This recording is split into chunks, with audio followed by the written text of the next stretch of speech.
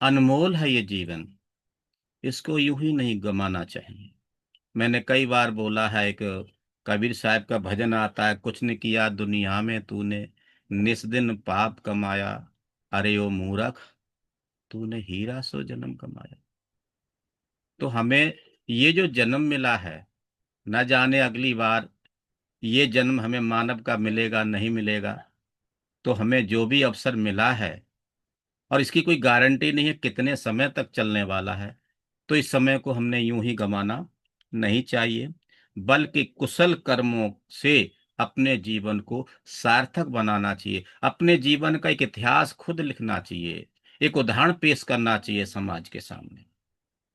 तो उसके सामने चाहे फूलों का कितना ही ढेर क्यों न हो, क्या करना चाहिए? कुशल कर्मों से अपने जीवन को इस भव चक्र से बाहर निकलना चाहिए। जैसे आप जानते, जो माली होता है, चाहे भले ही अपनी कला में कुशल ना हो, कितना ही बड़ा ढेर फूलों का क्यों न लगा हो, है ना, अगर वो कुशल कारीगर नहीं है, कुशल माली नहीं है, तो सुंदर फूलों की माला नहीं बना सकता है। जबकि एक कुशल कारीगर हो, कुशल माली हो, वो फूलों के ढेर में से चुन चुन करके, है ना, एक सुंदर माला को बना लेता है। और हम आज की तारीख में सभी कुशल कारीगर हैं। हम 6 साल से ध्यान कर रहे हैं, धम्म प्रवचन सुन रहे हैं, तो हम जो है अकुशल नहीं, अब कुशल हैं। हमने क्या करना है? अपने जीवन को खूबसूरत बनाना है, अपनी वाणी को खूबसूरत बनाना है, अपने मन को भी खूबसूरत बनाना है। आप सभी जानते हैं कि जो माली है, अलग अलग रंगों के जो पुष्प होते हैं, अलग अलग उनकी गंध होती है। उन सभी पुष्पों को उनकी गंधों के हिसाब से एक एक करके एक अद्भुत, एक सुनहरी, खुशबूदार, विभिन्न फूलों से विभिन्न खुशबुओं वाली माला को बना देता है। इसी तरह से एक व्यक्ति है, अपने सत्कर्मों से अपने जीवन को एक प्रमाणिक बनाता, सार्थक बनाता है।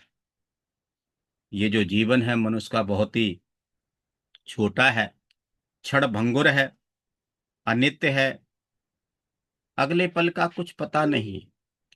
इसलिए हमें हमेशा अच्छे कर्म करने चाहिए, उनसे हमारा कल्याण होगा, सुख शांति मिलेगी, परिवार को सुख शांति मिलेगी, समाज को भी सुख शांति मिलेगी। एक उदाहरण अपने जीवन का पेश करना चाहिए। व्यक्ति अपने पुण्य कर्मों की सुगंध से इस जीवन को सुख से भर देता है, और परिवार तथा समाज का भी इससे बहुत बड़ा लाभ होता है। अगर नहीं है तो हमारे समाज के अंदर जो जो भी हमारे महापुरुष हुए हैं, उनको याद करके देखिए तो सही, क्या उनसे समाज का लाभ नहीं हुआ है? सच बात तो ये आज तक हो रहा है। फूलों का ढेर जो व्यवस्थित नहीं होता है, ऐसे हमारा जीवन बिखरा होता है। छोटे बड़े अलग रंग के फूलों से, उस ढेर में से अलग अलग तरह की मालाएं बनाने का कौशल ही तो जीवन है। हमने भी, हमारे जीवन में बहुत सारी दिक्कतें आती हैं, परेशानियां आती हैं। कभी समय हमारे अनुकूल होता, कभी हमारे प्रतिकूल भी होता है। तो हमने हर परिस्थिति में अपने आप को शांत रखना चाहिए, और अपने आप को और सुंदर बनाना चाहिए, शरीर से भी, वाणी से भी और मन से। शरीर की सुंदरता का मतलब क्या है? हमने रोजाना कायानुसति करके इसे सुंदर बनाना चाहिए। वाणी के बारे में आप जानते, वाणी का तो कहना ही क्या, इस वाणी से तो अपने पराये हो जाते हैं, पराये अपने हो जाते हैं। और मन जितना सुंदर होगा, आपकी वाणी भी उतनी सुंदर होगी। ये तीनों आपस में मिले हुए हैं, हम इस बात का ध्यान रखना चाहिए। जैसे एक अच्छा माली उन तरह तरह के फूलों को एक माला में पिरो करके एक सुंदर माला का आकार देता है, और यही तो जीवन जीने की कला है। मुझे याद आती है कि हमारे धर्मचारी कहते थे, ना के तू, शुष्क नहीं है हमारा जीवन, शुष्क नहीं है हमारा जीवन, इसे यूं ही नहीं बिताना है, बहुत सारे रंग हैं धम्म में, कुछ तो कुछ अपनाना है। ये जीवन शुष्क नहीं है। और सही में, और भंते जी तो कला को महत्व देते हैं। तो हमने अलग अलग तरह की कला सीखनी चाहिए, चाहे वो वाणी की हो, चाहे आर्ट की हो, चाहे कोई सी भी हो। बिखरे हुए फूलों को सूत्र में पिरो करके सुंदर माला का आकार देना ही तो जीवन जीने की कला है। जीवन का हर क्षण बिखरा हुआ है, कोई तारतम्य नहीं है, कोई धागा नहीं है जो सबको जोड़ता है। माल एक सुंदर आकार है, हर फूल एक पिरोया हुआ है, एक दूसरे से जुड़ा हुआ, प्रसन्न, खिलखिलाता नजर आता है। मनुष्य जीवन भी इस तरह है, लयबद्ध, सुंदर आकार में ढला हुआ और सार्थक होना चाहिए। एक प्रमाण, एक उदाहरण पेश करना चाहिए। इस तरीके से हमें अपना जीवन जीना चाहिए। तो आज का जो हमारा विषय है बहुत ही अजीबो गरीब है। ये मैंने लिया है मध्यम निकाय से। नाम है 26 शोधन सुत्त। 26 तो आप जानते ही हैं। और शोधन का मतलब क्या होता है? अपने आप को जांचो 26 तरीके से, है ना। आप सभी जानते हैं, कुछ लोग अपने आप को कहते हैं, यहां पर दिया हुआ अरहत की पहचान। कुछ लोग जो हर युग में अपने आप को कुछ बताने का प्रयास करते हैं। और आज के समय में सबसे बड़ा संकट अधर्म नहीं है, बल्कि अप्रमाणित आध्यात्मिक दावे हैं। बहुत सारे गुरुजन, संत, महापुरुष अपने आप के बारे में, अपने बारे में बहुत सारे दावे करते हैं कि मुझे समाधि प्राप्त हो गई है, मैं पूर्ण मुक्त हो गया हूं, मैंने परम सत्य को देख लिया है। लेकिन भगवान बुद्ध ने धम्म को अंधविश्वास नहीं, बल्कि परीक्षण योग्य मार्ग बताया है। अपने आप का खुद परीक्षण करो, है ना। यह पश्य को आओ और स्वयं जांचो परखो अपने आप को। तो हमें जो है इसी बात को समझना है। ये जो 26 तरह का शोधन है, यानी परीक्षा है, शुद्धि है, परख है, या 26 कसौटियां हैं अपने आप को जांचने के बारे में, दूसरों को दिखाने के लिए नहीं, दूसरों को नीचा दिखाने के लिए नहीं, बल्कि अपना स्वयं का भ्रम तोड़ने के लिए है ये। तो आप ध्यान से सुनिएगा, क्या कहते हैं भगवान बुद्ध, क्या समझा रहे हैं। ये हमारे लिए, अपने लिए है, अपना जांच नहीं है। ऐसा मैंने सुना है, एक बार भगवान बुद्ध अनाथ पिंडक का जो जेतवन आराम है उसमें विहार कर रहे थे।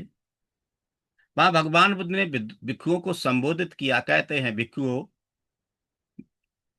तो जो भिक्षु लोग कहते हैं भदंत, क्या कहते हैं, उनको उत्तर देते हैं। भगवान बुद्ध कहते हैं, यदि कोई भिक्षु आज्ञा की घोषणा करे, है ना, अर्थात अरहत पद प्राप्त कर लिया है मैंने, उसकी घोषणा करे, मेरा जन्म क्षीण हो गया है, ब्रह्मचर्य वास पूरा हो गया है, करना था सो कर लिया, अब तो कुछ करने को हमारे लिए है ही नहीं,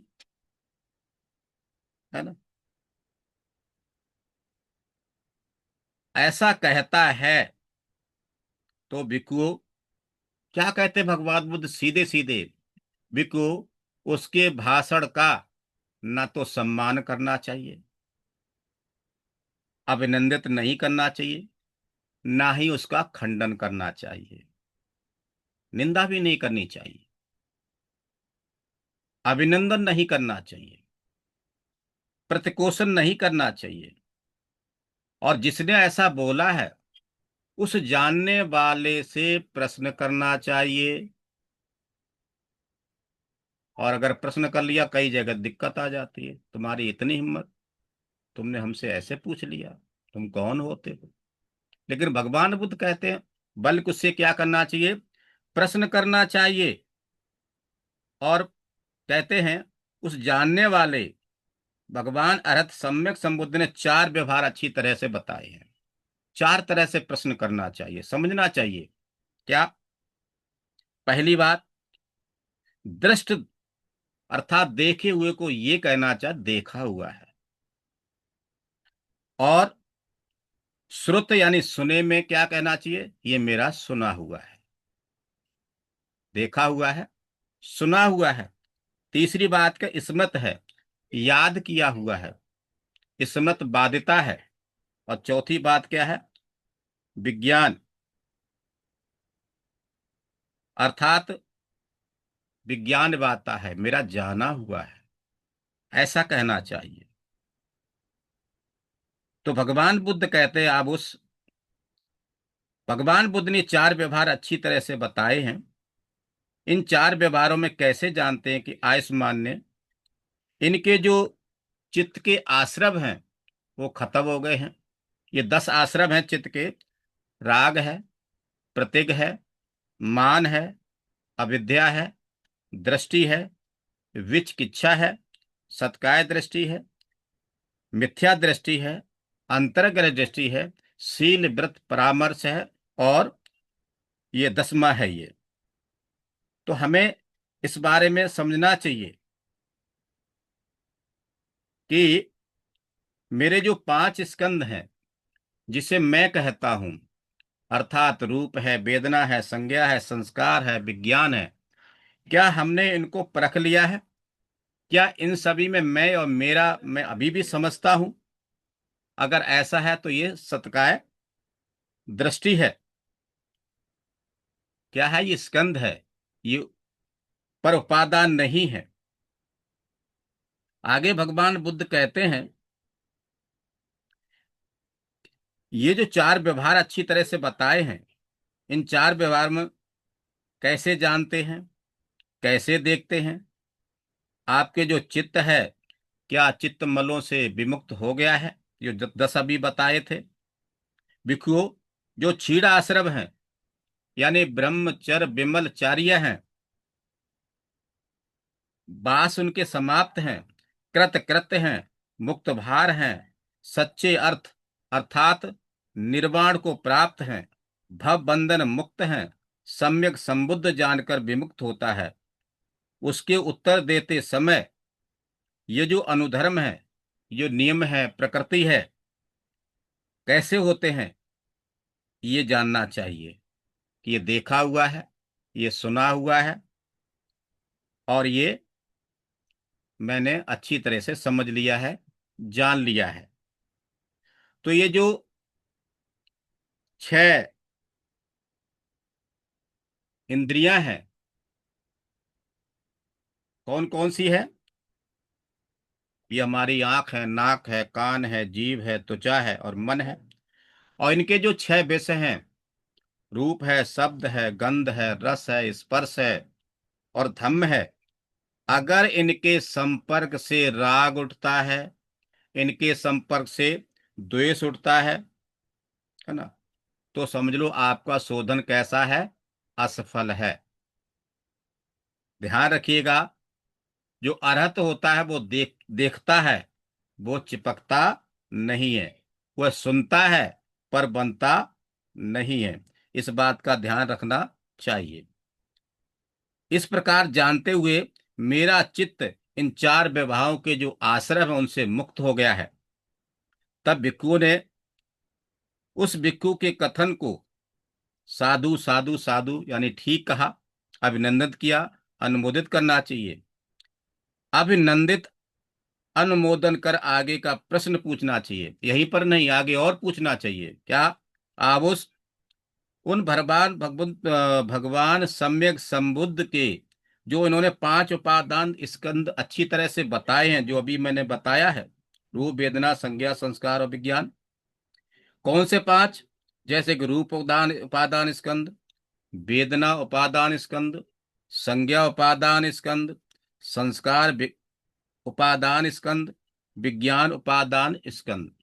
इन 5 उपादान इस स्कंदों में जो उनके विषय हैं, कैसे जानते हैं, कैसे देखते हैं?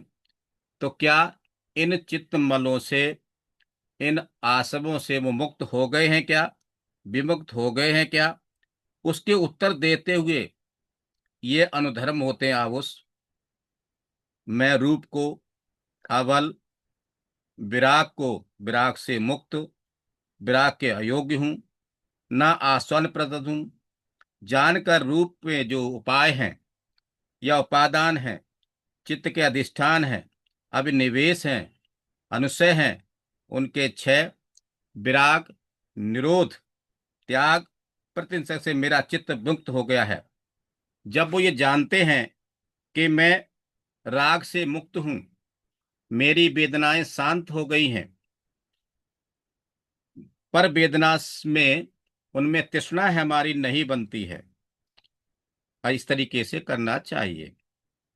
हमें समझना चाहिए, बहुत से लोग आज भी यही सोचते हैं कि मुझे ज्ञान मिल गया है, अब मैं मुक्त हूं। भगवान बुद्ध कहते हैं नहीं। तो शोधन का प्रश्न क्या, हमें किस तरीके से देखना चाहिए? क्या ध्यान में मैं और मेरे का अनुभव करता हूं? यह ध्यान ध्यान में भी गर्व होता है कि मैं 3 घंटे बैठता हूं, मैं 5 घंटे बैठता हूं, मैं 1.5 घंटे रोजाना बैठता हूं? अगर उसकी पहचान इसी तरीके की बन जाए तो समझ लो वह बंधन है। अर्थ के लिए ध्यान क्या है? साधन है, लक्ष्य नहीं है।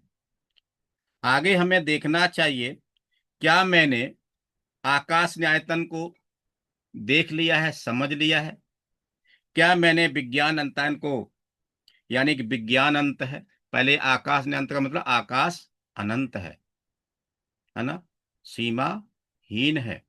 दूसरे में जब ये पता चले कि विज्ञान आयतन है, यानी विज्ञान अनंत है, ऐसा आभास होता है और ऐसा लगता है कि अकिंचन कुछ भी नहीं है, और ऐसा लगता है नैब संज्ञा ना संज्ञा यतन है, ना संज्ञा ना ही संज्ञा यतन है।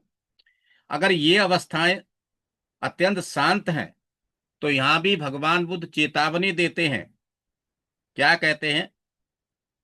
यत शांति तत् मोहो सुख हो। जहां शांति है वहां ही सुख है। अर्थात यहाँ पर क्या साधन, जो भी ध्यान साधना करने वाला साधक है, क्या इन्हें अंतिम मानता है? यदि हाँ, यदि हाँ, तो समझ लो अभी भी सूक्ष्म रूप में मोह अभी भी है, शेष है। तो फिर क्या करना चाहिए? अगला शोधन करना चाहिए, संज्ञा वेदना निरोध करना चाहिए। तो कुछ लोग कहते हैं मैं निरोध में चला गया। तो भगवान बुद्ध यहाँ पर उनसे पूछना चाहते हैं, निरोध से निकलने पर क्या शेष रहता है? अगर अविद्या शेष है, मान शेष है, स्मृति शेष है, आसक्ति शेष है, तो क्या है? समझ लो अंतिम मुक्ति नहीं है, निब्बाण नहीं है। तो मुक्ति की अंतिम कसौटी भगवान बुद्ध क्या बता रहे हैं? क्या है? क्या अभी भी मैं मुक्त हूं? जब ये विचार उठता है, यदि उठता है, तो वही विचार प्रमाण है कि मुक्ति अभी पूर्ण नहीं हुई, अभी अरहंत पद नहीं मिला, या अरहत अभी नहीं हुआ हूं। तो फिर ध्यान रखना चाहिए कि अरहंत का मतलब क्या? कभी भी अरहंत अपने आप को अरहंत नहीं कहता है और ना ही इनकार करता है, वह बस जानता है। तो हमें क्या करना चाहिए? हमें जो है अनुभव प्रमाण नहीं है, अनासक्ति प्रमाण ये जानना चाहिए। ज्ञान का माप नहीं, ज्ञान की सीमा नहीं, ज्ञान की डिग्री नहीं, बल्कि अहंकार क्षय होना चाहिए। मुक्ति का चिन्ह दावे का भाव होता है। तो हमें यहाँ पर अपने आप से पूछना चाहिए, क्या क्या मेरा ध्यान मुझे नम्र विनयशील बना रहा है? क्या मेरा अभ्यास करुणा बढ़ा रहा है? या केवल मैं जानता हूं बढ़ा रहा है? यदि दूसरा, तो समझ लो मेरा अभी भी 26 शोधन अभी अधूरा है। तो हमें यह समझना चाहिए, बुद्ध का जो धम्म है सिद्ध होने का नहीं है, मिटने का मार्ग है। जहां मैं समाप्त होता है वहीं समझ लो धम्म पूर्ण होता है। इस तरीके से हमें समझना चाहिए। तो हमारे जो शरीर संबंधी जो बाह्य आयतन है, जैसे कि चक्षु है, उसका विषय रूप है। श्रोत है, उसका विषय शब्द है। घ्राण है, उसका विषय गंध है। जिह्वा, उसका विषय रस है। काया, उसका विषय स्पर्श है। मन है, उसका धर्म क्या है? सत्य या धर्म है। इन 6 आयतनों के जो विषय में कैसे जानते होंगे?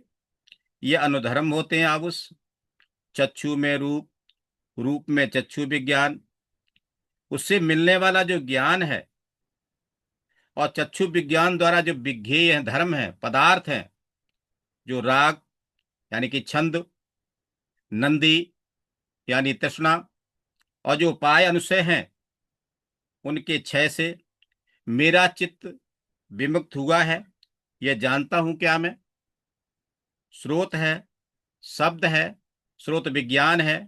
घ्राण है, गंध है, घ्राण विज्ञान है। जिह्वा है, रस है, जिह्वा विज्ञान है। काया है, स्पर्श है, और स्पर्श विज्ञान है। मन है, धर्म है, और मनोविज्ञान है। इस प्रकार से ये जो 18 क्या है? धातुएं हैं। इस प्रकार से इन 6 आध्यात्मिक बाह्य आयतनों में विषय में जानते हैं क्या? आगे का प्रश्न क्या करते हैं हम? आउस इन सब विज्ञान या जीवित काव्य में और बाहर के सारे निमित्तों में जो आकृति आदि जो हमारा रूप वगैरह है, कैसे जानते हैं? उनको देखते हैं।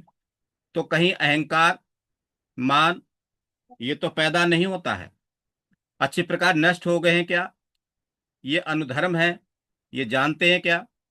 आउस पहले गृहस्थ होते समय में अनजान था, तब मुझे तथागत या श्रावक ने धर्म उपदेश दिया। उस धर्म को सुनकर मुझे तथागत के विषय में श्रद्धा हुई है। उस श्रद्धा से युक्त हो मैं सोचने लगा, क्या गृहवास जंजाल है? चतुर ध्यान को प्राप्त हो बिहरने लगा। सो इस प्रकार चित्त के एकाग्र, परिशुद्ध, अंगड़ रहित, यानी जो उपकलेश हमारे छोटे छोटे हैं, मल हैं, उनसे रहित है। मृदभूत जो हमारी काया है, कार्योपयोगी हैं, अचलता प्राप्त होती है। और समाधि के हो जाने पर जो आश्रमों के जो 6 हैं, ज्ञान के लिए मैंने चित्त को झुकाया है।